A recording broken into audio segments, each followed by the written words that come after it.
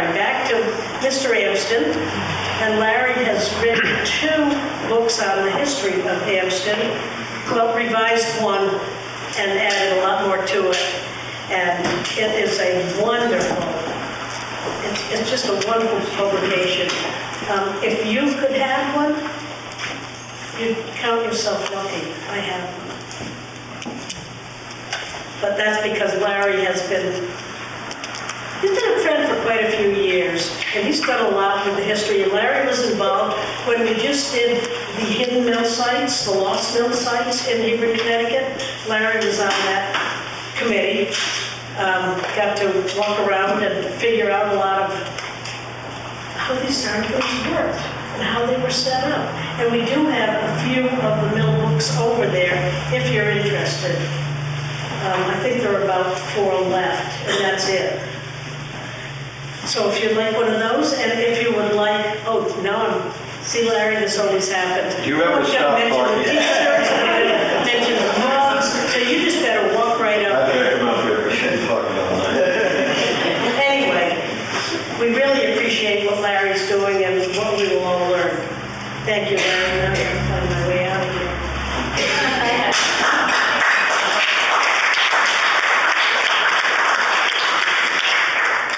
Sitting in front. I can hear that too. If I let her talk, she'd take away everything I was going to say. I would move that, I didn't notice it. The old history version 1 is here, which was for sale. This is the last copy that's spoken for.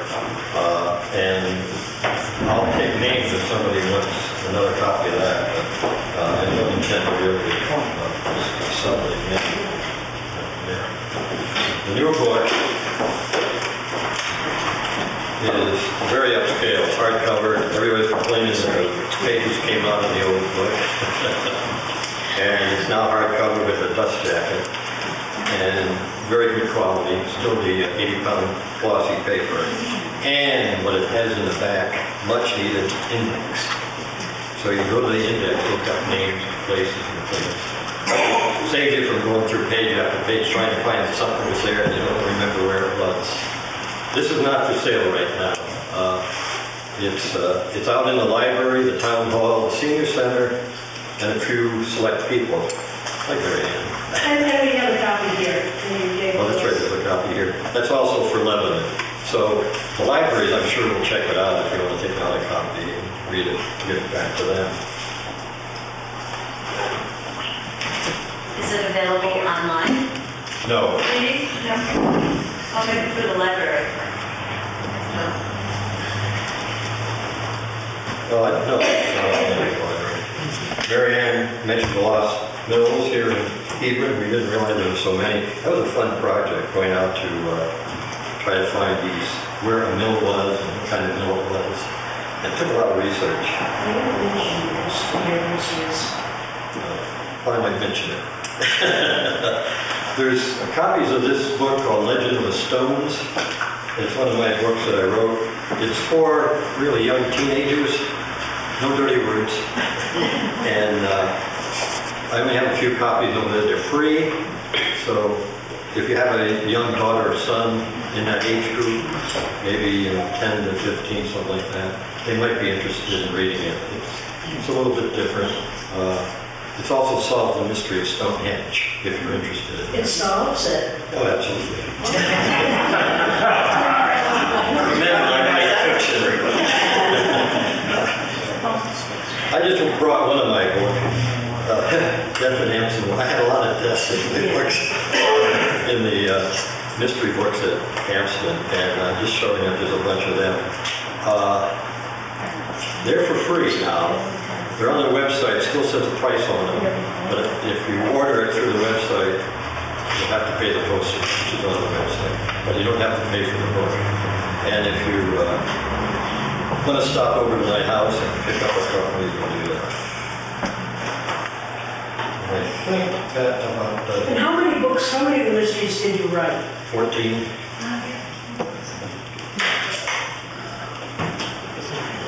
Larry, will this book ever be for sale? Pardon me? Will this book ever be for sale? The history book? Yeah, the new one. I'm not sure. It's a great book. It winds up being pretty expensive, and I didn't want to charge people that much. So, we'll see. I haven't made up my mind yet. Guess what this is? Amston Lake, for all you lake people. Let me start out here. Amston Lake was not this big when it first started out. In fact, it was a pond. It's called North Pond. And it kind of was circular, kind of like that. And it was small and not much of noted ponds for Connecticut. And Phineas Turner came to Hebron in the late 1800s and bought all the land, the lake and around the lake, and opened up silk mills. And I'll get to that in a minute. But there's a couple things. There's a couple islands here, the Devil's Islands. People know them. There was a third island there, which we call the Sunken Island. There's buoy markers out there. There's actually 3 islands. The Lollipop Beach, it shows a brook here, but it's actually straight across. And the causeway is there. And then the beach area is out here. And Don Ray's father and a couple of other men built the causeway to that island. And now it's a peninsula. So that's what it looked like before the causeway was built? No, well, Lollipop? it was just the island here. Bigger island, and then there was 3 smaller islands. But what is that, where the causeway is, where it looks like waterways going through it? No, this is Where's bad. that lily pads? This is a bad print of the photo. It's kind of messed up there. I don't know why that happened. The 2 town lines come out of this right-hand cove up here. We call it the Northwest Cove. And it comes across, to between these 2 points down in here. So this side is Lebanon, that side is Amston. That's the main beach over there. The deep area is private around here, it's about 26 feet. Every time I see something about Amston Lake, the measurement is different. On the website, the tax history website, it says 188 acres. I had it either 184 or 186. It's in that area. I don't think it's 188. It's a small watershed. It's only a square mile of watershed. So we have no large tributaries coming into the lake. And consequently, not much going out. If you go over to the outlet, which is over here, right now it's barely going out. It's about enough. The north end of the lake, down in here rather, is all owned by the farmer, undeveloped, which is good, the whole stays up there. For a while, they were afraid that this area over here was going to get bought and put houses in. Thank the Hebron Zoning Commission for only allowing 2 houses to be built, and then right now there's no houses being built. And I'd like to see it keep that way. That's pretty much what I'm doing there. Figure out how this works again.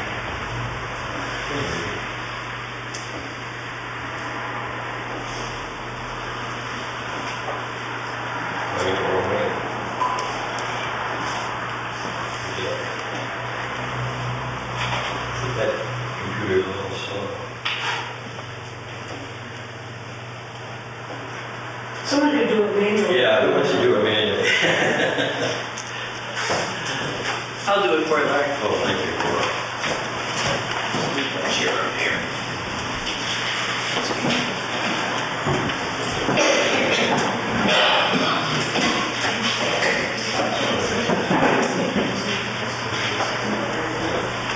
Up and down.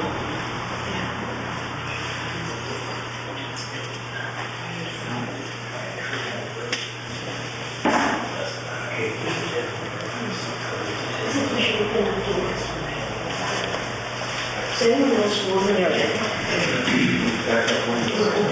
Oh, no, that's it. Okay.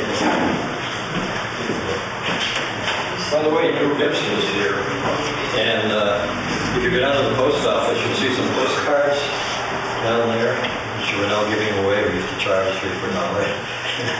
Now we're giving away. I made those postcards. I had used some of Drew's pictures. He had some really neat pictures. I don't know if there's any of yours still there, but thank you, Drew, for that. Very well. This was all Indian territory. And it was mainly, this area was mostly the Mohicans. We know that the Pequots were further down to the south. And they found out that us settlers like furs. So the main business of the Indians was collecting furs for the English and the Dutch. And what their downfall was that they didn't know you could own land. They just thought land was for everybody. And consequently, white settlers took advantage of that. And by quasi-legal means, they started taking the land from the Indians. And the courts went along with it, too. They would give the Indians something. You know, Manhattan was, 13 deeds or something like that. And these Indians got to learn our booze. And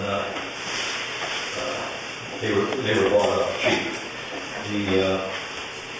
Has anybody been to the museum down there at the Pequots? And you've seen the movie about the War of the Pequots? I don't know, if you don't get a chance, you're going to see it. It's a pretty good movie. But the Mohicans plus the white man were responsible for getting rid of the Pequots. They came from Narragansett, Massachusetts. And the English were now fighting with the Dutch on the fur trade. And the English won out. And they kept moving the fur trade around to different spots. And the chief Indian through this period was Chief Bumpus. There's a monument to him. And Bumpusville was named after him. And he was as they say in history, a scoundrel. He would pit one tribe against another, and a group of people against another. And, but he managed to live his whole life. Unfortunately, at the end, he was just a poor, pauper Indian who was just going around the country begging for food and shelter. This, you can't see it very well. This was an Indian map, 1614. Connecticut was mostly Indian territories. The Pequots and the Mohicans were down in here.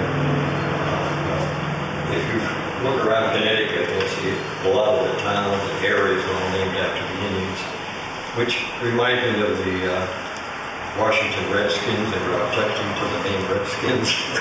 If we had to do with Indian names, we'd wipe out Connecticut from names. 1650, right? Well, they couldn't read or write at that time, so they had to sign, the proverbial X on the court documents. Or they had symbols, and Bumpus had this. They call it the bug. This one here, the land trust, which comes out in Hebron, good start over that way. That's the land trust. But anyway, they called it the beast. I think one of those. These were the sons of Bumpus. Just thought it would be interesting that the Indians had symbols for their names. Here are the early years, starting at late 1600 up to about 1812. Spanish-American War. Hebron and Lebanon got settled. Lebanon was first to incorporate, Hebron was second. And this is rather interesting. Caleb Chappelle claimed the land of the lake, claimed it. And he decided that it was pretty rich soil at the bottom of the lake, so he drained the water out and farmed it for quite a number of years. And then downstream, there was a foundry there, and the guy was put in the middle of it. there was no water, so he went to court and got the lake filled back up so he could have water power down on Lake Road. Revolutionary War came. The Jonathan Trumbull Company sent cattle down to Delaware, Pennsylvania for the troops, and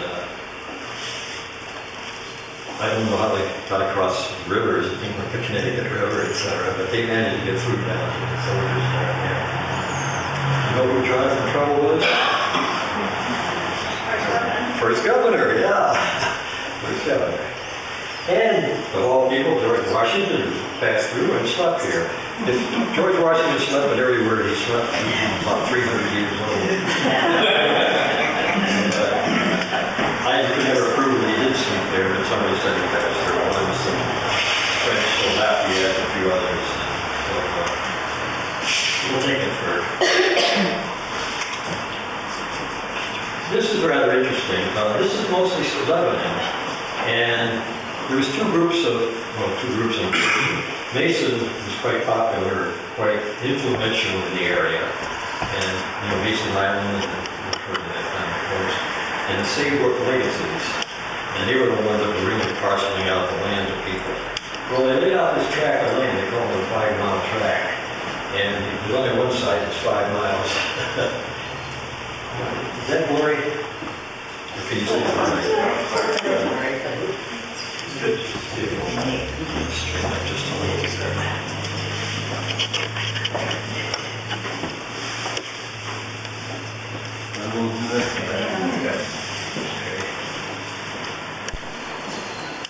This was the 5-mile piece here, and the other, this is 8 miles, and here was North Pond up here, okay. And this is going over into Lebanon. And in the Lebanon history book, it talks about these half a dozen people went out to find that corner, the 5-mile walk. Stood for Lebanon, B is for 5 miles. And so I thought I would go out and find it. So one day I went over there and I was trying to figure out from the map and everything where that thing was.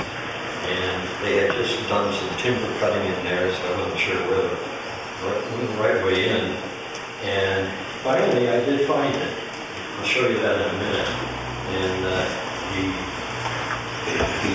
the letters were pretty much right off from Lincoln and just regular weather. Am I in the way here? Can you see okay? Is she right there? I'm going to move over to the center more or something. Anyway, I did find it. It's there. I did find that one of the little groups that go out on hikes, they went over there one day, and I guess they found it too. It's supposedly private land, but that never bothers the historian. And I don't even find the other corners.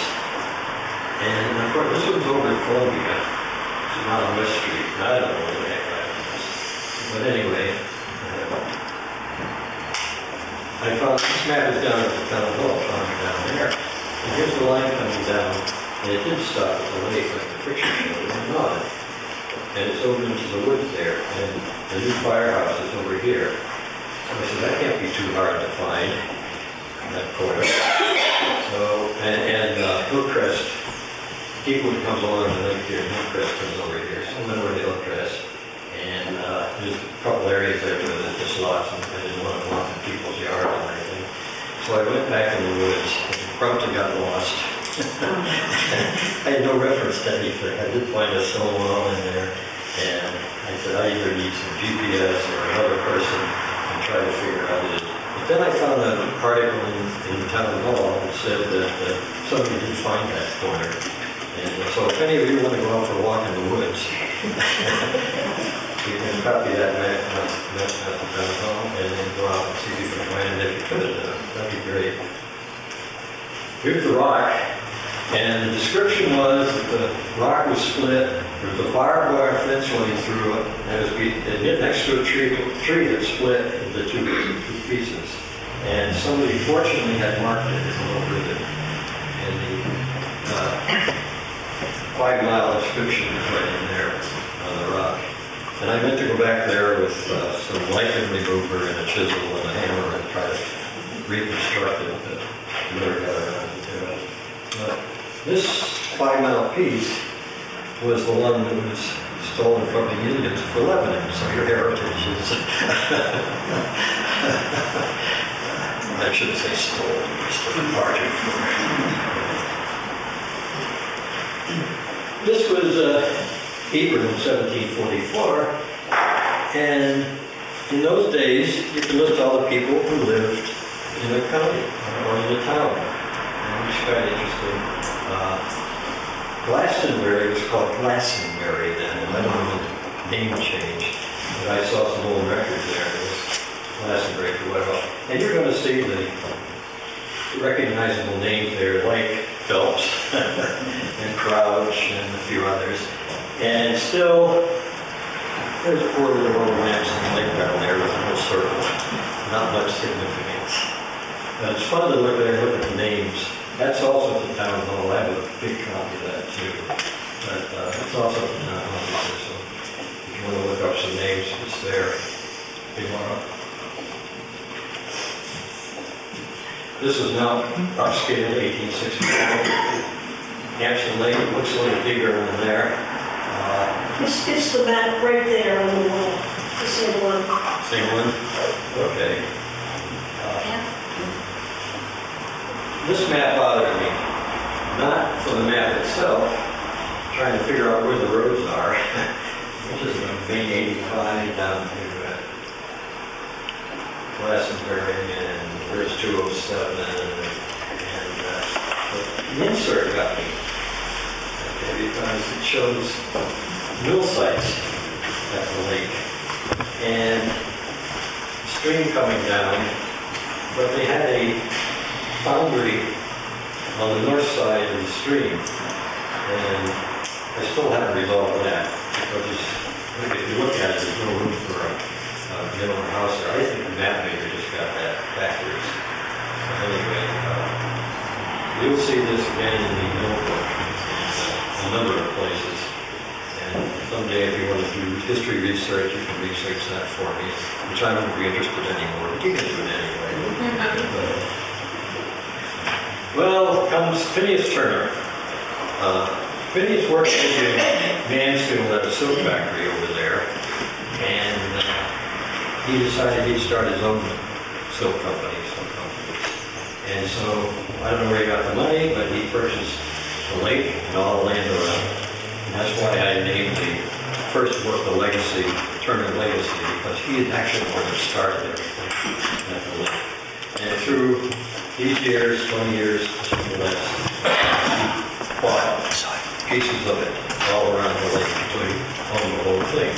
He built 3 little silk mills down there. The main manufactured silk mills, 2 types. One that women like to put their hair in, etc., decorate their clothing, dresses, and things. The other one was campaign women, which I'll show you in a minute. And he brought the railroads in to Amston, and almost built that. But it turned, for that time period, it turned Turning into a very prosperous area. And he died in 1903. And what I say to people is, if that had kept up, Turnerville would have been the center of Hebron, not where it is now. Because the manufacturing was there, the railroad was there. So it couldn't have been the center up to the present. But when Turner died, Charlie Ants came along and kind of went a different direction. This is rather interesting, and the people of Amston Lake who are here may be thankful to Mr. Phineas Turner for that, because one of the selectmen in town wanted to go fishing in the lake. Now Turner would let him go there, but they had asked permission. So, but he didn't. So he snuck into the lake one day and was caught, and they kicked him out. Well, selectmen do not like to be kicked out of anything, as you know how governments work. And so he brought out a lawsuit against Turner saying that was public property and everybody had a right to the lake and the road up to the lake, which is now Lake Road. And he almost started building the road, but it was just a path there. And so they went to court, and actually Turner lost the first time on appeals, he won. And so because of that lawsuit, Amston Lake is a private lake. And probably always will be. There's Phineas sitting out in front of his house. The house is down across the street from the end of Lake Road on 85. If you go by down there, you'll see it. And it's pretty much the same house. It's too much the same. He's a distinguished looking man. Here's a picture I had of him reading the paper, what paper it was. And I couldn't figure out why he's sitting out on the lawn when he has a chair on the porch. And well, he's got a lot of plants and things, but maybe just getting the sun or something out of it. That's Phineas, and he started the whole thing. This is a famous picture of the water, the 44-foot water well. And that was a power line. Okay, there's two ways of getting power at that time in the late 1800s, was water wheels and turbines. And we investigated a lot of both in the document. But there's two types of water wheels, actually three types of water wheels. But normally two, over the top and underneath, undershot, overshot. And there wasn't enough height from the water coming down from the lake by the time it got to the mill area. So we went over the mill area, it's behind Turner's house. There used to be a steam tower there, and there's a steel remnants of the building. Well, anyway, it's on 85 down there. Anybody see anything different about this water wheel? If you can see it. It's buried. Well, yeah, Where's the water? the water comes down here, down the chute down here, and then it goes out the other side. I'll show you a picture of how the water goes. Any other ideas? And so the water runs, that one picks up mid-street? No, that's not a good. So that is an undershot? It's an undershot. If Okay. it was midstream, the water would be up here somewhere. It goes down here through this trough. That's not the factory. What is it?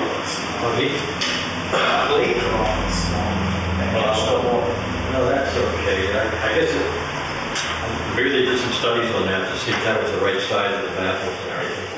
How was it driven? What was it driving? Through a sluiceway.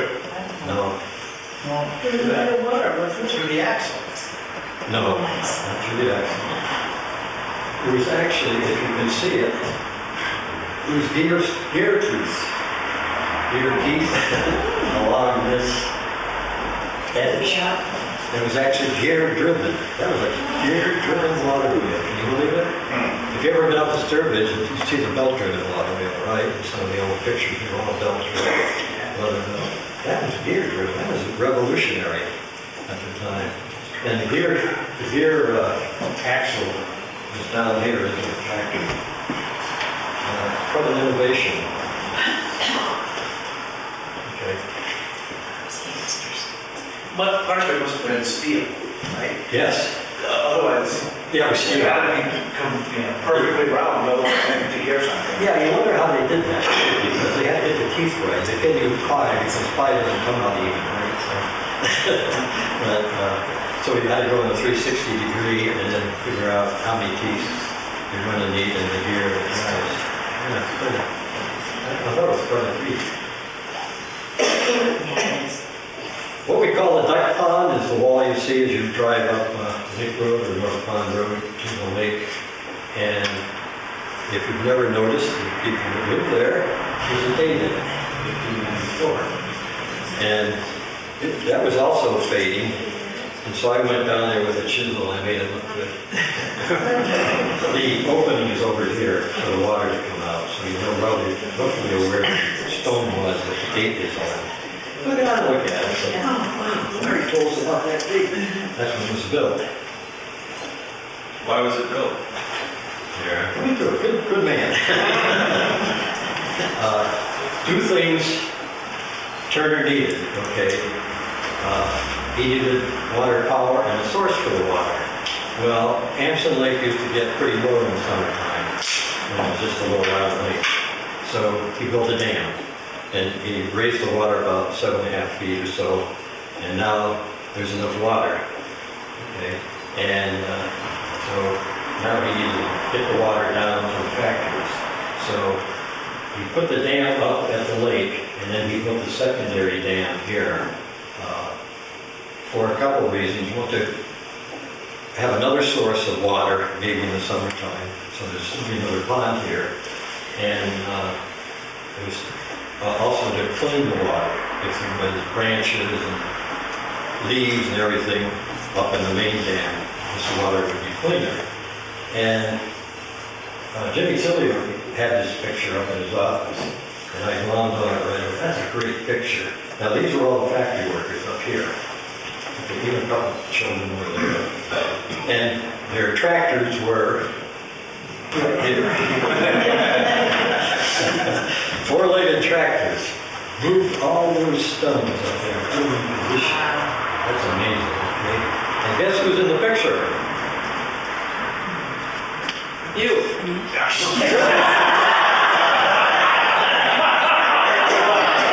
There's always a straight man. Yeah, I'm hiding back. Phineas Turner is in the picture. Can you pick him out? Yeah. First, 2, 3, 4. Right there on the left. Right. Or on the side.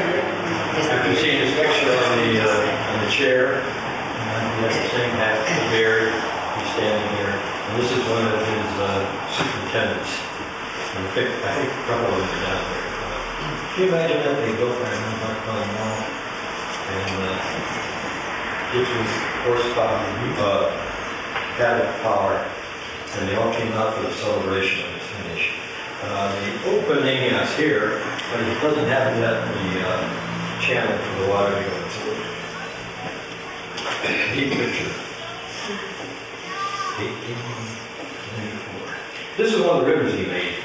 I have the 2 ribbons, one for women for decoration thing, and a campaign ribbon here.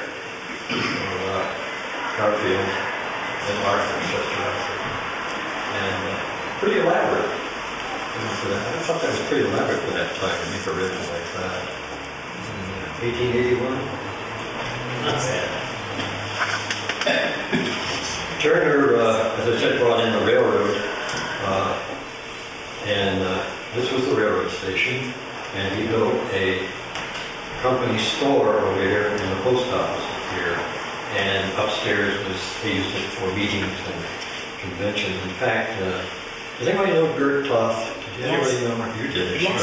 Oh, yeah. And a couple of the other older people. They used to go roller skating up there. I don't know if she told you that. No, but Yeah. I can see it. The stairwell was up the outside.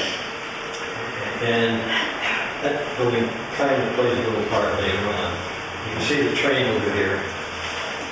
Where is this? It isn't anymore. Where was it? If you go over to what is now the swimming pool place, which was 185 Lumber, and then next to the post office, and I don't know if you know that there's a small road that comes Maple Avenue, I think. Maple Street. Maple Avenue actually went down to the fire station, train station. And so it's back in there. But they started the mural on the building. Yes, they did. They have?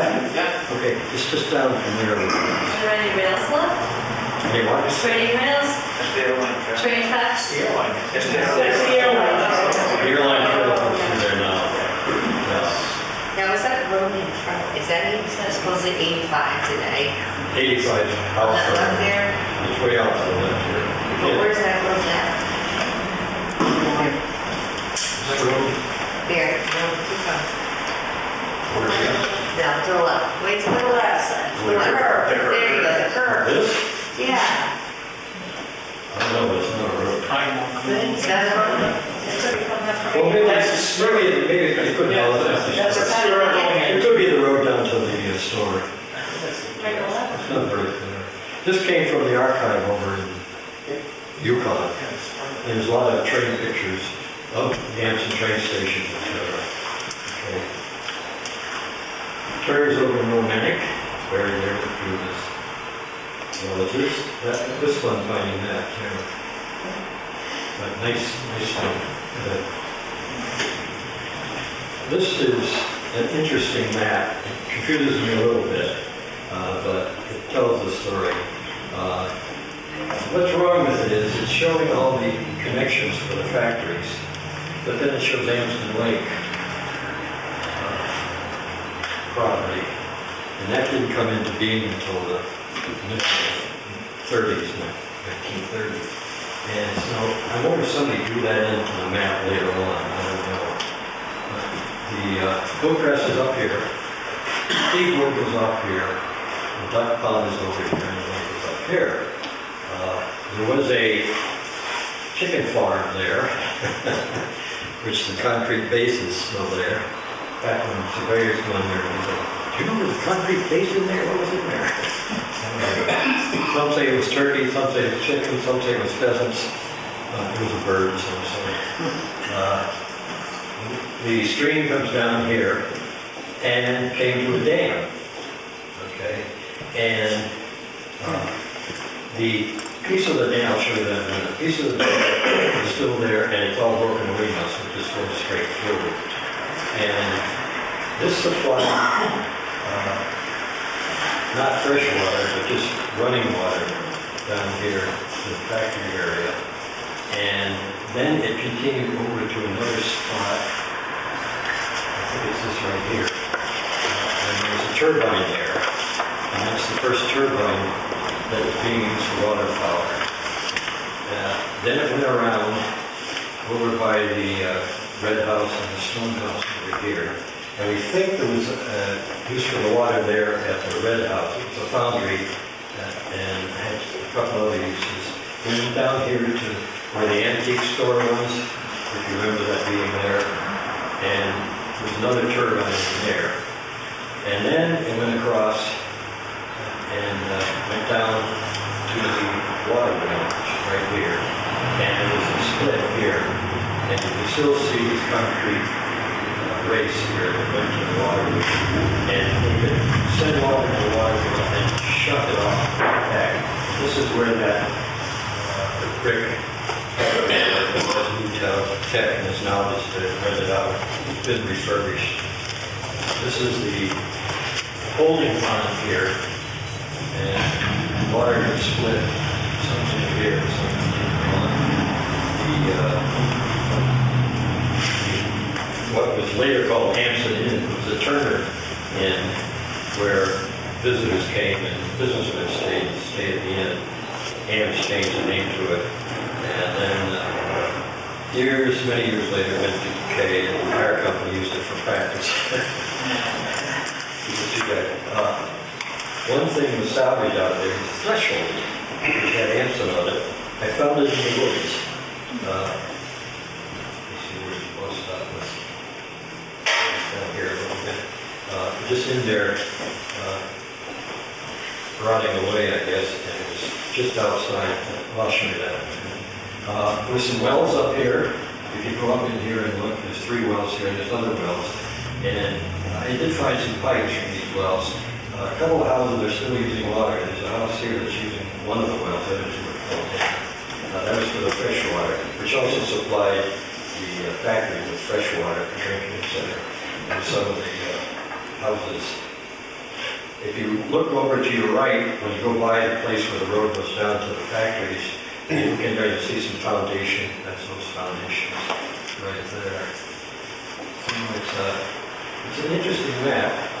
And what Golden Stern owned most of this property after Fred. Anyway, he owned it. Then Golden Stern bought it, figured they'd run the houses in there. And they went, just a few years ago, they mapped it all out for houses. And then I think that was around the late 80s, and that's when the building bust came. And nobody's building houses anymore. So, by a stroke of, I don't know, genius on our part of luck, they donated 55 acres to the town. which was really a great gesture that they did. They kept 75 up and back up there. But all this now is town owned, and which is great. And I went to Andy Tierney the other day, and I said, you know what? I talked to Jimmy when Golden Steering of it, and I said, we're talking about putting a historic trail through there because there's a couple houses in there with historic wells, ponds, dams, the cascade, water goes through, and he thought it was a good idea. So I think I'll go to the Boy Scouts, see if you want to do it as an Eagle project. That would really be neat. So you have a little walking trail in there, and you can make a circular trail and have it signing. Okay, yeah. To put it in today's perspective, where was the distillery? Where was the tower? Right over here. Right down there. Right Okay, there. those are the buildings that are, Where was Phineas Turner's house? Up here. I think it shows. Right here. So that's Lake Road, right? That's Lake Road. Yeah, right across from Lake Road. Is that where the Rowleys lived for years? Rowley? No, Raleigh's were England. Yeah, Raleigh's was there, yeah. And that was his house? Evelyn Raleigh. Yeah, Yeah. Evelyn Rowley. In fact, Leo and I interviewed her. Yeah, Leo. Yeah, I don't know who was around this guy. Yeah, that's it. I don't know if they bought it directly from Fred Raleigh, that's what I was saying. Thank you. And, yeah, that's Raleigh's house.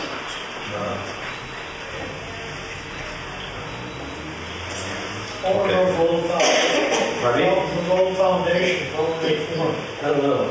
There's something to do with mill stuff. I never did find out. When the mill detected me there, I couldn't find anything.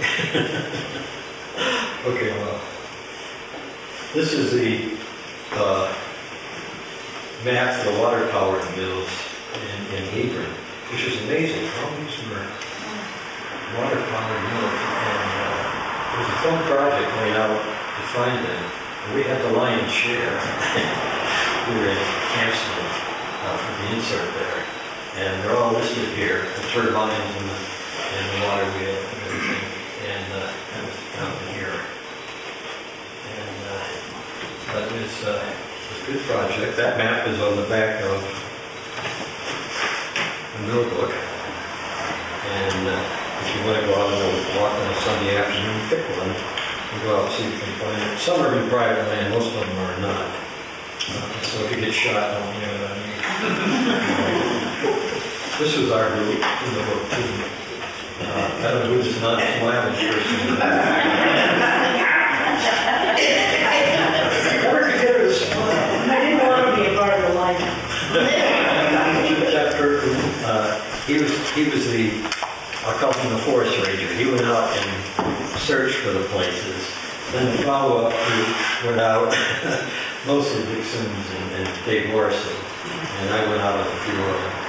And we had to figure out where exactly the mill was, where was the source and the race, the sleuthways, what kind of mill was it. It's quite a project. It took over a year. Well, it's good, and it produced a really nice book. Dick did a great job. You see the mill parts. Yeah, these are Jeff's property. These are part of the mill. This is a house. He had about 3 or 4 mills there on his property, which is really neat. Gene supplies the water. Yeah. I'm across the street. Oh, you're across the street? Yeah. The other mill that's across the street. Okay. Now, strange things happen when you're doing historical searches. And because I had to look at the mill sites along Lake Road there, those 4 or 5 mills, I had to actually go into the woods there, to the brush and everything.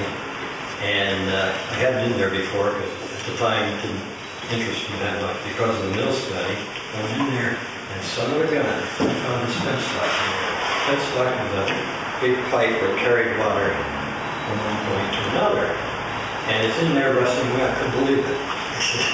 Henry Jones said he used to walk up that pipe to the lake. when he was a boy. About 16 feet of it in there. I said, wow, what a fun. But that fed from that dam that I showed you, from that first pond, that fed the first turbine. And there's the dam that's in there. And this was all dammed up over here, so this was a big pond. And water came over here into that pipe, on down to the turbine area, which is down there, probably about 50 feet down, right back to it. They also did take water out of the pond here and send it down to the mill. I found the pipe where that across the road downtown. Everybody knows the airline trail, this is the area. Pretty famous now. Everybody see the DVD that the Boy Scouts made, the Eagle Scouts made of the airline trail? Everybody see it? Maybe some of you did. I'm not sure where it is, but it's a good video. It's good because I'm in it. I'll explain you a couple of things about the airline trail. That's over by what was 85 Lumber, I still call it that. It's the swimming pool place now between where you get on the trail there. And everybody's on that trail, you know, bicycles, horses, and hikers and everything. Okay. This is what the interesting thing about over Colchester, if you go down Route 16, you go down the hill, the airline crosses up there, and you go down there just a short way, there's ghosts. They had to cross this viaduct down here, the river down here. And so they built this lineman viaduct out of wood and crossed it. The problem was, as you can see, the train wasn't very big. The engine wasn't very big. The train wasn't very heavy. This is what they call the ghost line. The ghost train, because it was white. And it was going along all the way over to the 11 around east. And the trains got heavier, the engines got heavier, both. And they started noticing they were crossing it was going across like that. So they knew they had to do something. And they didn't know what, they didn't have the money to rebuild that. Oh, isn't that a nice structure? It's like something I built when I was a kid out of my tinker toys or something. Anyway, they said, how are we going to solve the problem? Well, some genius came up with the fact that they brought out freight cars full of sand, and they dumped them down through the trestles. And they filled this all up with sand. So it's still all there. It's all there. If you go over there, you wouldn't see the wood at all. It's down under the sand. Yeah, and it supported the bridge. I thought that was pretty clever. You know, people in Hebron and Amston used to go down to the tracks on Sundays and wait for the train to go by. They'd have a picnic down there. It was kind of a treat. The ghost train to go by. That's a very scenic area, and It is scenic, yeah. because they have the covered bridge there, and the river, Salem River goes through. Yeah, there's a couple of bridges there that are really nice. Yeah, It's Salem really River is scenic. fine. Okay, well. Now here's where history gives you a shot in the backside. Over in the Yukon Library, where their archives are, the pictures. And you notice that the train station is pretty much the train station we saw in the other picture. Okay. And this, they said, was the spur to Colchester. Turner put that in because he didn't have enough help in Hebron, in that area, and there was more people over in Colchester and that area. So he put the spur in over there, and the train would go over there in the morning and pick up the people and back up to Turnerville and dump them off. And in the evening, he'd pick them up and take them back over. And we called it. And by the way, you know the end of the spur over there, you know what it is? In Colchester? What? Package store, yeah. The train station is a package store, it's still there. Yeah, right. Yeah, we've got a great audience here.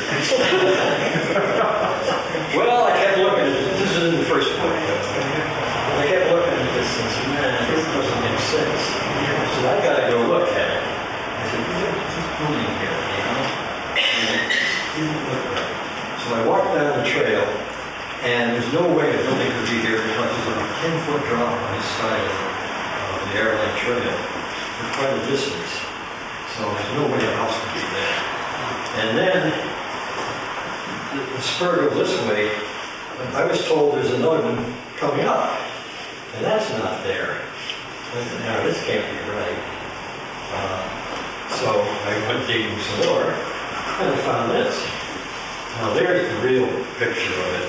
This is swampland in here. This is in here. And you can see that it was owned by Charlie Hams. And this is where the drop-off is. So there's no way there could be houses along here. And right here, they put a bench. So if you're walking down the trail, you can take a rest there. You've seen it? I've been out. And the trail goes off to here. And the other side, much higher up, over here beyond the slope. And the train station is up here. So this is where, I'll use a pun, history throws you a curve. So you find out what exactly is the right thing. And since it shows that Charlie Hams owned land around it, it had to be right, where we didn't have it on the other picture. There you are. There's your package store. And this was a freight depot. I don't know. One of them used to be a drugstore too. Bicycles. Was it bicycles? No. Oh, it is now? Oh, okay. And they have a sign here that says the beginning of the airline trail, so that's for, okay. There was two problems Turner had. One was the water routes, which I mentioned before, of the selectmen who didn't like it. The other one was the post office. And the post office was in the general store there that I pointed out. And Turner was the first postmaster in the area, naturally. And he got somebody mad at it again. And so they went to the attorney general or something.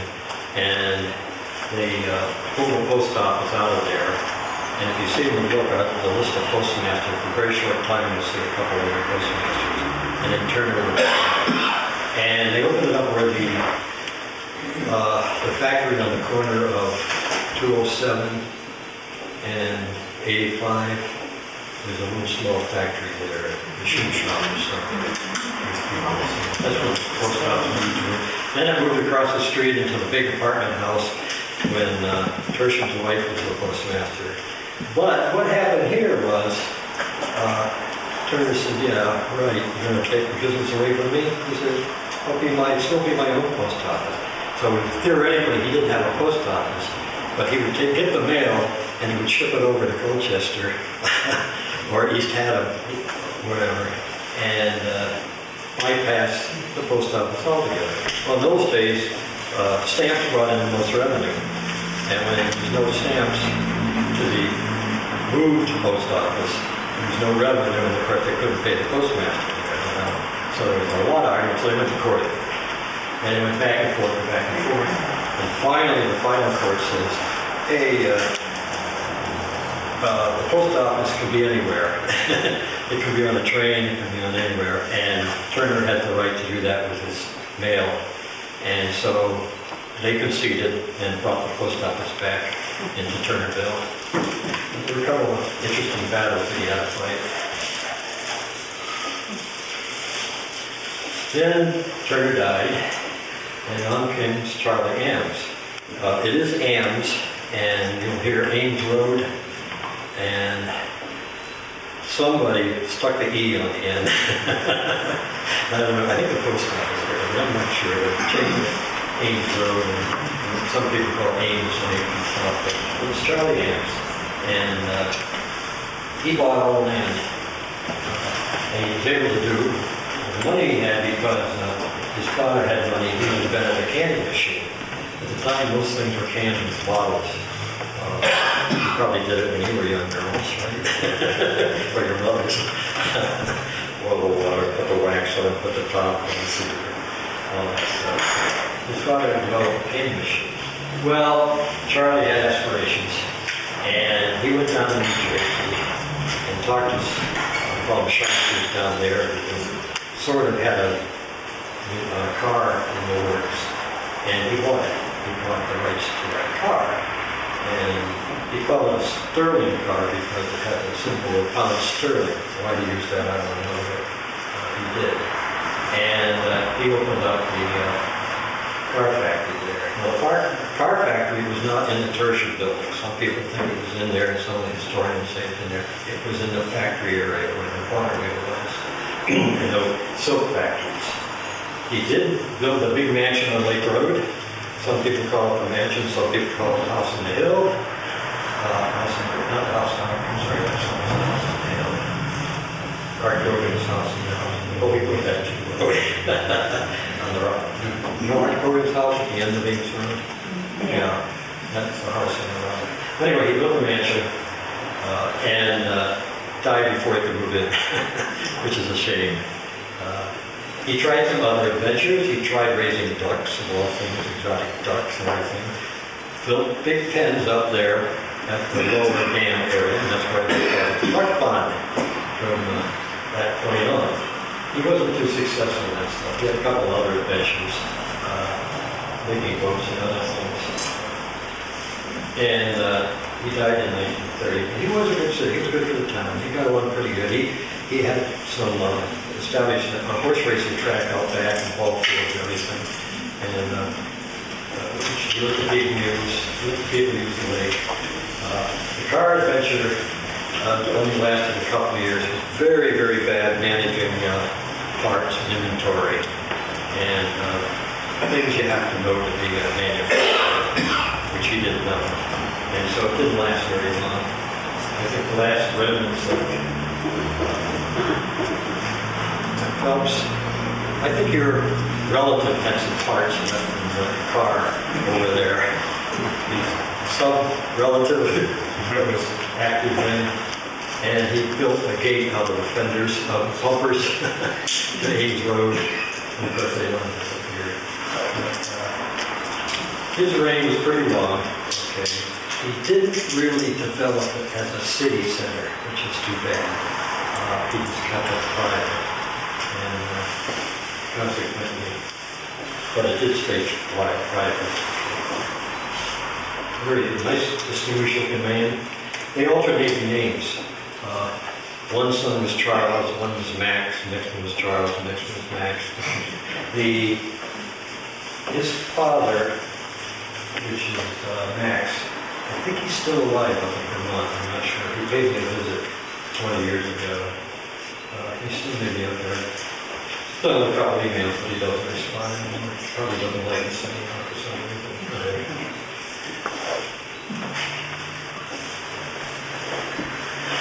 Here's the house he built. Big house. It's been renovated a few times. The present owner did a nice job of renovation on it, so it's pretty good. It was a bed and breakfast there for a short time. Different people were in it. It's on Lake Road. Has anybody been in it? Oh, wow, yeah. That chandelier is going to the main room there, and that big chandelier, elkhorn chandelier there, and the shades are made out of elk leather, and the staircase is upstairs and goes around. The upper part, really a neat room. A German designed that and designed some of the things in the house. The two stained glass windows in the house, either south or west side, they're up opposite, and the Tyrolean kind of motif, and very neat. German. Downstairs, there's a safe. And I have the bill of lading for the railroad that brought in that safe. Charlie Ames wanted a safe because he had a big stamp collection. So he wanted to keep it safe. And the old wives' tale, the folk tale is that Al Capone used that safe to store his bootleg liquor in during the Prohibition. For the place over the spa over in Lebanon. And that's the story. True? I don't know. It's nice to have a little focus a little more. It's down here. This was the Amston Inn. which Charlie renamed everything, of course. He was very egotistical. So it was a turn in, and changed it to Amston Inn, and that's where people stayed. It's right along the road there, and yes, you can see the stiles here, stone. One of them's still there, the pipes coming off the side. If anybody go over there, look, one is still there. Of course, the end is gone. We just do that. This looks like bad architecture, doesn't it? Who's the windows supposed to be? Where is that? Lake Road or? No, that was on 85. 85. Where on 85? See the stone, you could find it. Yeah, if you find a stone. I walked by there a It's there. zillion times and I've never really found it. Oh, It's gotta be right. It's very in front of It it. is, yeah. So there's the pond. the pond is over here. Okay, so it's, If you go down Lake Road, look to the right, there's two of these here. That was the road going up to the mansion. There's two there by the side of the road. yeah, I see And those. then there's one down there. Yeah, you'll see it, and that's where the end was. And there's the threshold that I found. It was a winter day, as you can see. And I said, oh, let's move it up to the clubhouse. You know, it'd be nice to observe it, you know. So I didn't know whose land it was. You see the chain of fence up here, just really make it out. So I went to the guy that had 85 mowers. I said, never mind, any tax on me. Anyway, he and his daughter were 85 mowers. And you know, there's an Amston threshold there. That was a threshold at the end of the trail, front door. And he said, yeah. I said, I don't move it down the clubhouse. No. He said, and about a couple of days later, it was gone. He moved it himself and put it back in his property. So now I don't know where it is. It's back over the property.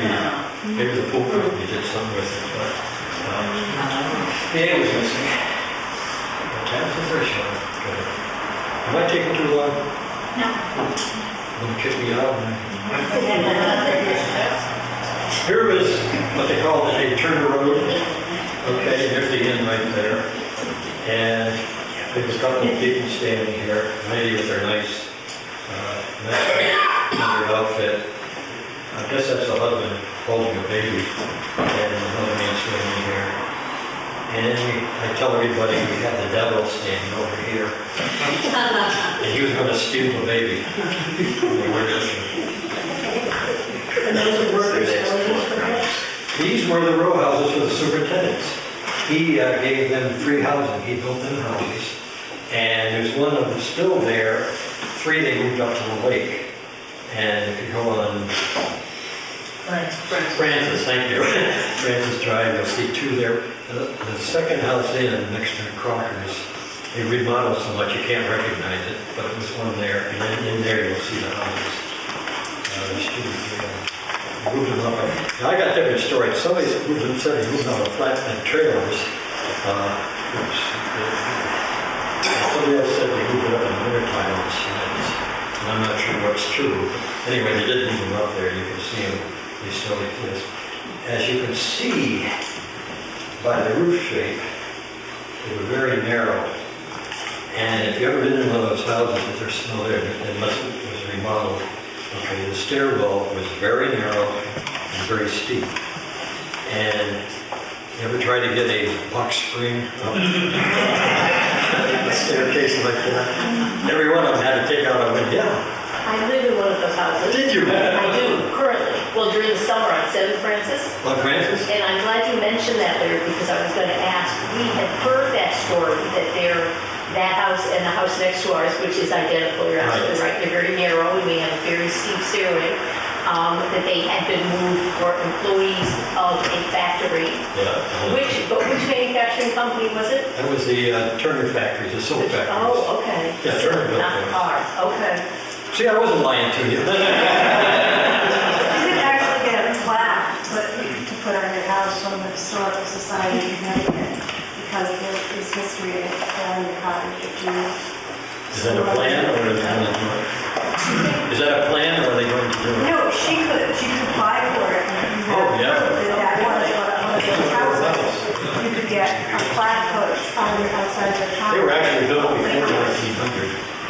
Okay, Okay, so the front was built around, I'd say around 1885, 90, around in there. So. He's actually done the work for you, you just have to get documents. Be sure to mention my name. Where is the post office relative to that? Yes, down here. Down here. So we're looking at it from the Colchester end? Colchester this way. So the post office is further That's down, going north. and that saves The time. pond wasn't there then. Okay. The only pond afterward because they were having, the buildings were burning down, so they decided they need a, what do they call it? Standpipe there. They take, supposed to take water and put off the fire and illuminate, they all burn down. You can see the rest there, this is the river went over to Colchester. Okay. Here's the car. You ready? Kind of nice looking car, a little roadster, you know, and got the Sterling symbol up there, Mount Sterling. And built down in the factory area, not at the Tertiary building. And if you had one of those cars now, it would probably could have put a price on it. How many did they produce? I don't know. About half a dozen, Bad manufacturer. He would buy parts. He would buy 300 bumpers, you know, and forget about buying spark plugs. You know, it was terrible. Very, very poor merchandiser. I had someone build a lady, and he sold bonds to raise money to build a car. And Henry Jones gave me a whole list of all the people that bought bonds. And as it turned out, it was all charity. Because they were never cashed in, of course. But they did donate for his roadster. I didn't know if you were buying. Then, when Charlie Amston died, he went to estate and 3 real estate lawyers in New Haven bought the property. It's 3 hours, John Day and London. And they created the Amston Lake Company, and they divided the land into 50-foot lots. And a 50-foot lot sold for $89, no matter where it was. Karen, here she is. Karen can tell you about selling lots there. They had a raffle in Hartford to get the people. Door prize. Pardon me? It was the door prize. What was the door Door prize? prize of the home shop. Okay, they were selling the lot, so Karen said they had a door prize of the lot. And did your uncle win it, or? No. You know where you pay the lake tax on the left-hand side? The gentleman didn't like the lot that he got on Amston Lake, so he drove around and he went up Woodland, saw the fork in the road, bought that fork in the road. My uncle came and helped him clean it out and he bought the lot next door. The trouble is, the lot that they were offering as a prize was a lot over on Cove Road, Deeper Drive and Cove Road on the left. It's swampland. So he would get the people there saying that they want a prize, get them out there and say, well, you know, that's not a very good piece of land, but I got a better piece of land. Good sales technique. And they did put in a line and water system at the beginning of it on Deepwood Drive, and a couple of maybe Elmore and a couple just side work, not much. And I don't think any of you were around for the first water tank. It was almost looked like a couple of barrels stacked on each other for the water power. And they made a mistake of not charging the people any association dues or tax or anything, so there was not much money coming in other than selling the lots. And so they declared bankruptcy. And guess who came on the scene then? Very awesome. And they sold it to him and Betsy Boucher. I think she was his secretary down in New York. He came from Long Island down there. And they bought it in 1965. Now fun begins. Here was one of the posters to buy it on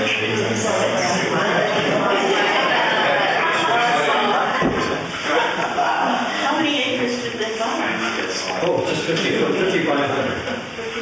50 by 100. How many 50 feet. lots? Wait, well, how many lots? You know, yeah, how much is the Oh, whole there thing? was, they divided some later on, not all at once. It was probably 500 lots, something like that, at first. Is Murray still alive?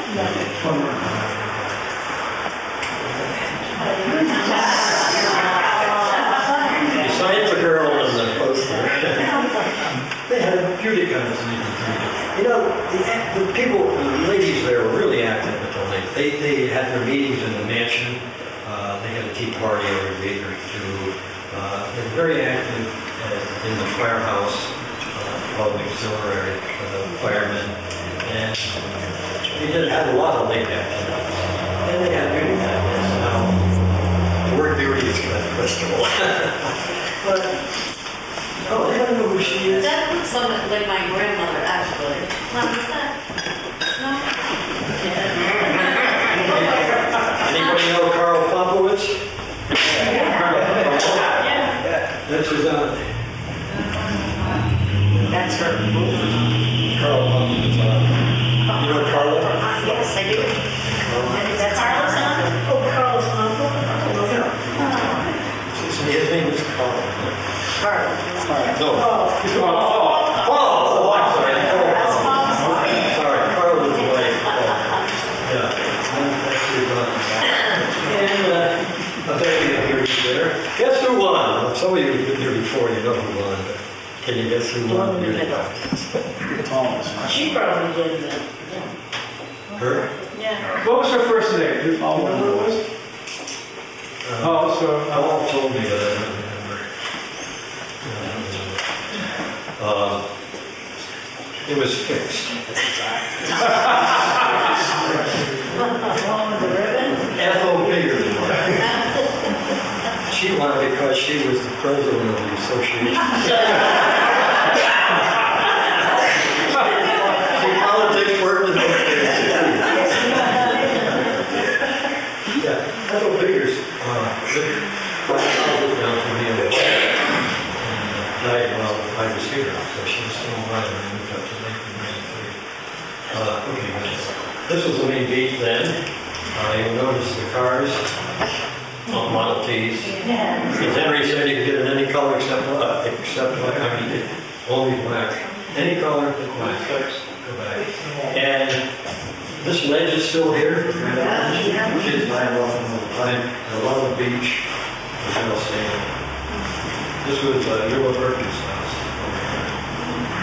Oh, so it looks like where there was lake is now filled in with beach shows? Yes, and this comes pretty much from here, probably pretty much straight across over the Crocker's house. And the boat racks are over here. And the parking lot is still there for change. Okay. Here's the kind of business that rose and died around the lake. The Tertiary grain mill is a big factory down there, factory.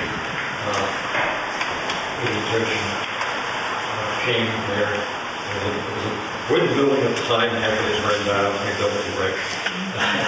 Next to it was a Perry house where they had a molding factory in there for boats, etc.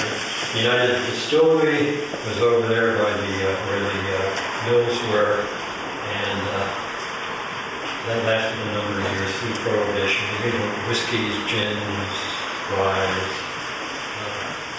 and the Steamboat Tower was still there for the boiler when you tore it down. I'll show you that.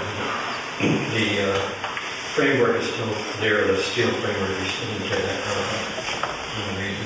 The Nuclear Technology Corporation, everybody thought they were making atomic bombs in there and everything. But they were actually making a liquid that used in the nuclear submarines in pipes, because salt water eroded a lot of the pipes, circulating pipes and everything in submarines. So they actually made a liquid that coated the inside of the pipe so it wouldn't erode so much. Of course, we got the growth dogs, the water companies moved the veneration, and the sewer system finally got completed in the last couple of years. And there's the factory. The interesting fact, we're trying to make it into a historical building, and it's been slow progress. They did get a $30,000 grant to look at it and see what it needed to be restored. Oh, that's a beautiful building. It is. Absolutely. The left end, right there, that's, Right in here. that's the easy part. Yeah, Izzy did a great job on that. Sometimes we go over there and look at how he built that. It's really neat. You go in the building, you know, it's What's just, his name? pardon me? What's his name there? There was a store, a grain store, I'll show you. They didn't make anything there. They sold it. Why they call that? Huh? Well, I've heard it referred to as the spoon factory. Spoon? The silver factory. Silver factory. I think that was in the Perry House, maybe. It was over. No, that was right there. It wasn't? Oh, okay. That was later on. Yeah, the main schools for Gary School. Buried, that's right, building buried in silver, right? I forgot about that. When was it built? About 1928, something like I have that. to look it up. I'm not good on dates. After it burned down in about 24, shortly after Izzy bought it. And then he had to start over A again. couple of interesting things about it. He bought used brick out of New York. They were tearing down building new stuff down in New York City and that area. And he bought the used bricks there, so we'd ship them off in cars and dump them there in the back of the airline trailer in the back. And Henry Jones and Johnny Johnson, they were boys. They chipped them. They got the cement off. He gave him a penny a brick. Those are the bricks he built. I don't know why he built that structure, because he stored grain bags of grain there to sell to the farmer. And I can't imagine him carrying out, 50, 100-pound bags of grain up to the Did he blend grain? Did he do any mixing or anything of Not grains? that I know of. There's no evidence that he did. There's no holes in the floor or a shooting thing or anything. And for some reason, he built this little building up here, and the stairs up to it, there's nothing up there. It's a little office sort of. He was a man cave. Who owns it now? Bill Landon. Bill Landon in Lebanon. Thank you. Good man. How do you do this? Yeah, Bill's been complaining about it for years. Yeah. I used to be the treasure factory. Anybody remember when the treasure Yes. factory? It was a great place to go on the Sunday and go through and look at junk. There was somebody actually built fiberglass houses in there for a while. Bill what? Fiberglass houses? Yeah, I think it was next door to the Perry House. No, it was there. It was there. It was there too? Oh, it wasn't. Was that Hatton? I thought, mine were. Fred Hatton? Because I was looking at boats. Yeah. Plastic stuff. Yeah, the plastic boat. Yeah, that was next door. Yeah, I have a money for it. Yeah. That was over on Lake Road, I think. But you were Yeah, that thing was a silver factory from 1940 until 1961, they closed it. Bill Leary, who used to be first selectman here in the town of Columbia. Hebron. He bought the factory and I worked there for almost 14 years. So. no kidding. That factory right there, my father worked there for 12 years. It had constantly $25,000 worth of silver stored in the vault downstairs. Constantly. Wow. My father took a load in a little pickup they had to the dump that used to be on Mill Street Road. And he realized he had just thrown out about $300 worth of silver, so he picked it up and brought it back to the shop. Eula said she used to go. Huh? Eula said she used to go and pick the dump for the silver. Yes, they made a lot of spoons for Campbell soup. Yeah, they had ladles. They had made ashtrays with the silver in it. So Yeah, that's they used to make it. They made posters and everything. you'll find it on eBay every so often. Will be an Amston silver product or something. Every one of my brothers and sisters got a silver cup with gold around the rim of it Rim. each time they were born. And there was many of them born, by the way. Those were christening cups. They used to call them christening cups. A lot of history Yeah, there. they were called christening cups. They were for when babies were born for their christening. They used. He put on a newspaper poster, and as people in retail do. There's always a clearance sale. We call it the Amston Grain Bill. That was a general store. And here were some of the things he sold, just about everything. Vegetables, sugar, coffee, meats, utensils and stuff, and his prices.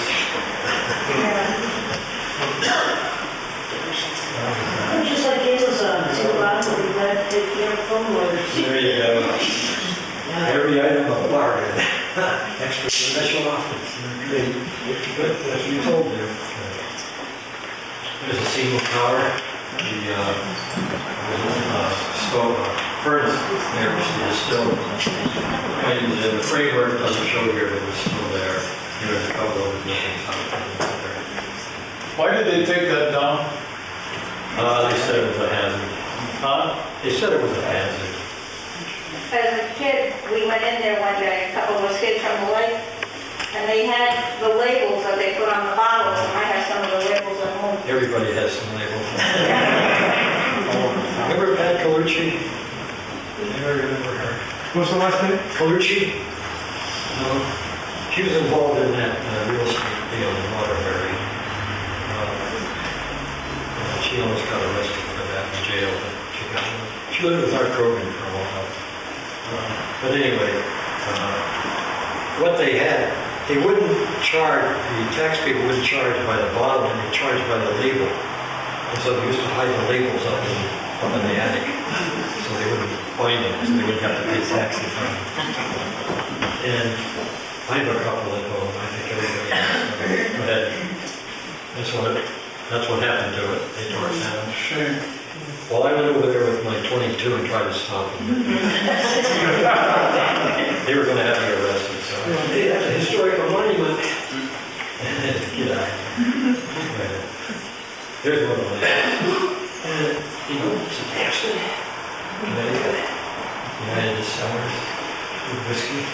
They had romantic names. They had the middle one, which I thought was kind of interesting. Bottom of the distillery. This was new tech, where everybody said they were making atomic bombs.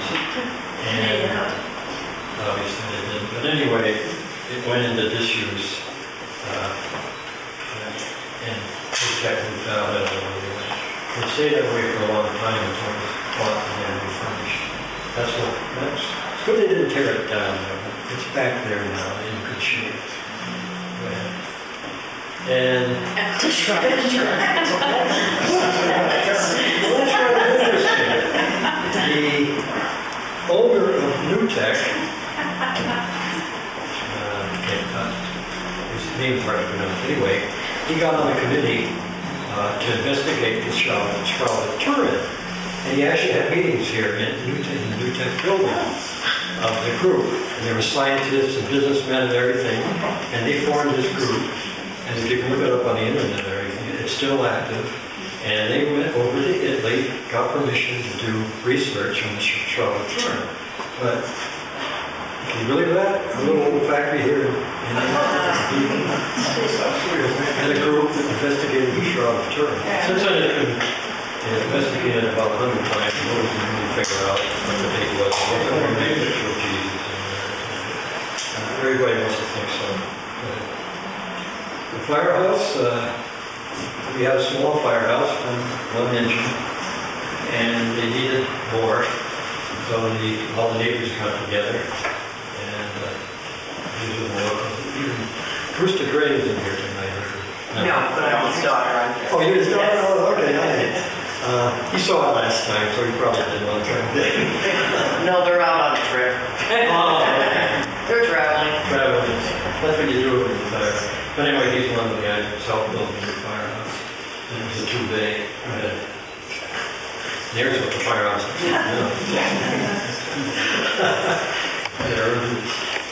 I tried to save it, but I was accused of hijacking it.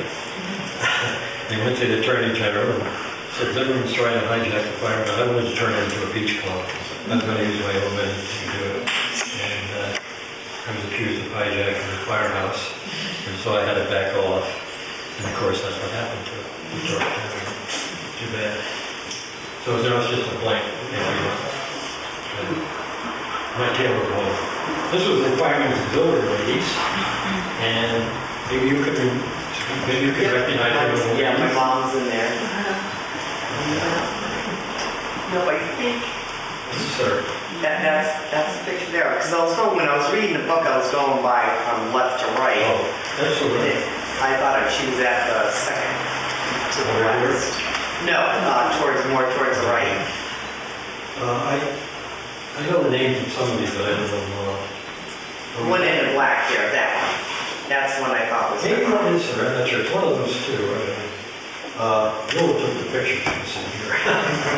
This is over there, the first house on the left, if you go up Hillcrest.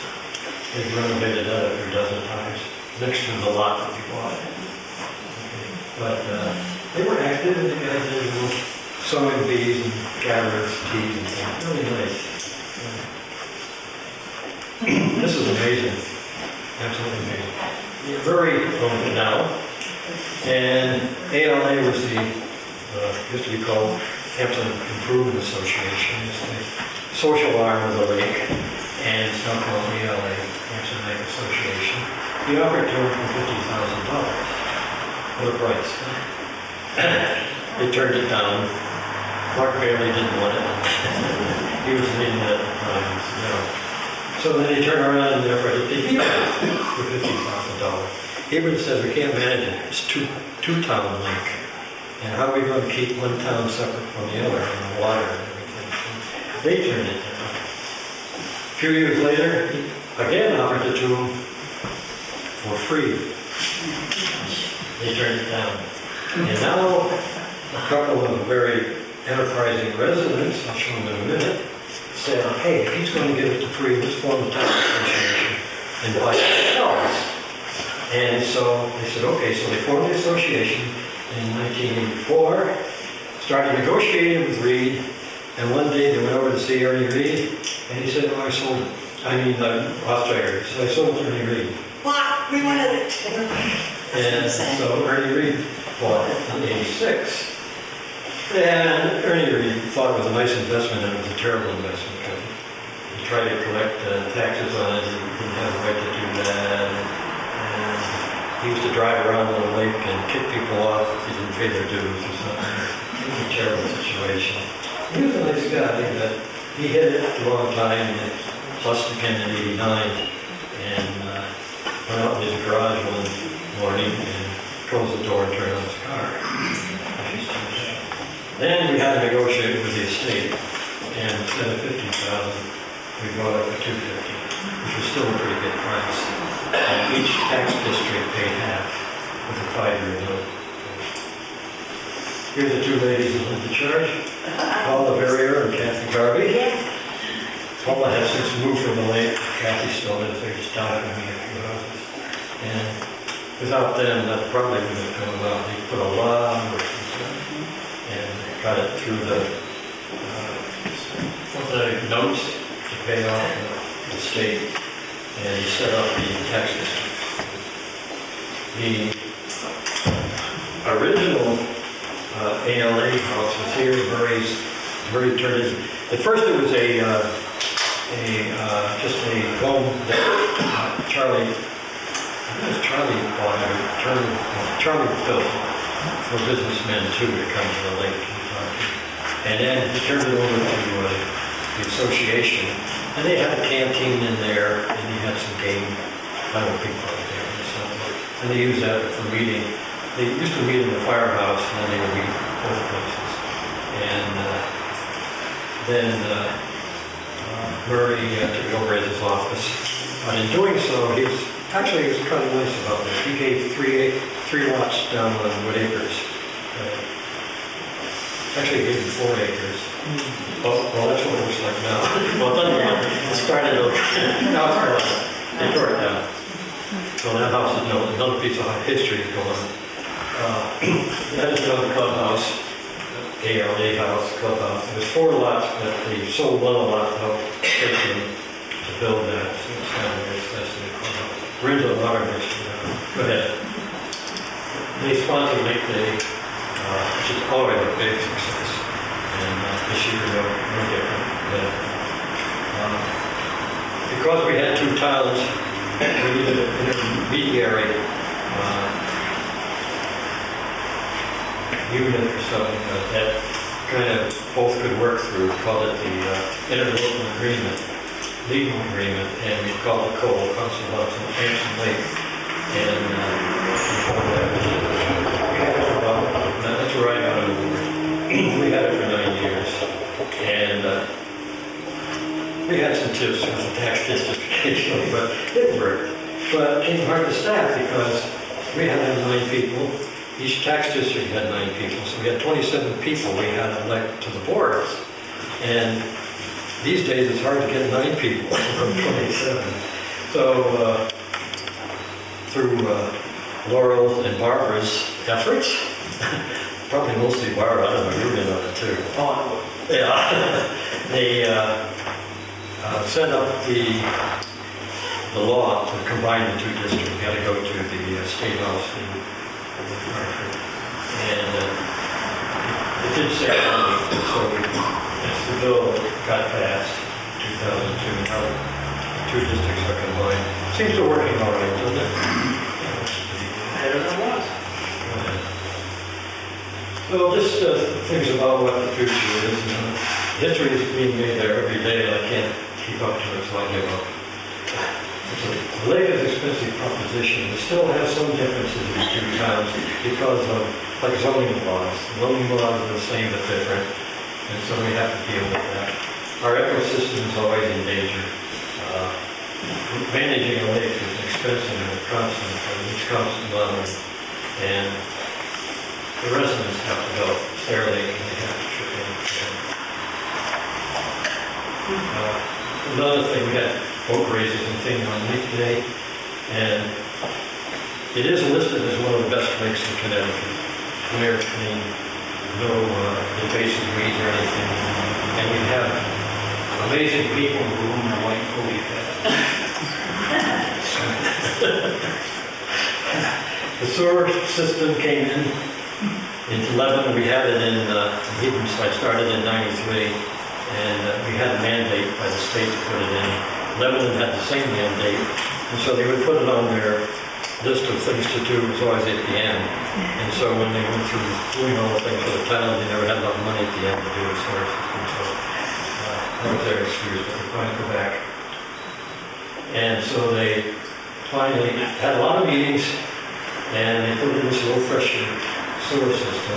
They hooked up every house, okay, whether they wanted to hook up or not. The lateral was there, so they wouldn't have to dig up the streets or anything after that.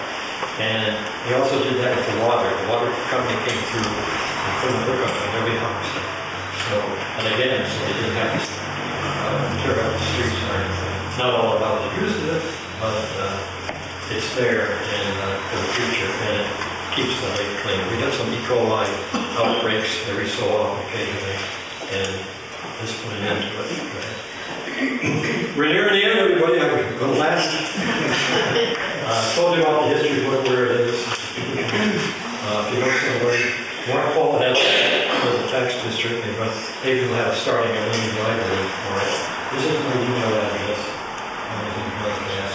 The website is my website. It's going to be changed. It's a little out of date. But all my books are on there. And I live over in Deepwood Drive. It's my phone number. The district's website is AmstonLake.org. And you can look up all the lake stuff that goes on, all the events and the meetings and everything from there.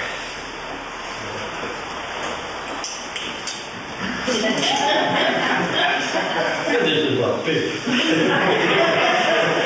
If anybody's read any of my books, this is Winky. He's the main character of my books. I was trying to think of what I should use for, like a dog or a cat or something. So I found him over in Roadside, over in Lebanon, and he has a son now. That's his son. His father is Wendell. I'm going to tell you where his name came from. But anyway, this is Winky. He's the son of Wendell, and he's a cute little guy. Is he wearing cow slippers? That's a good switch. And this is a lake, back to the beginning, so it's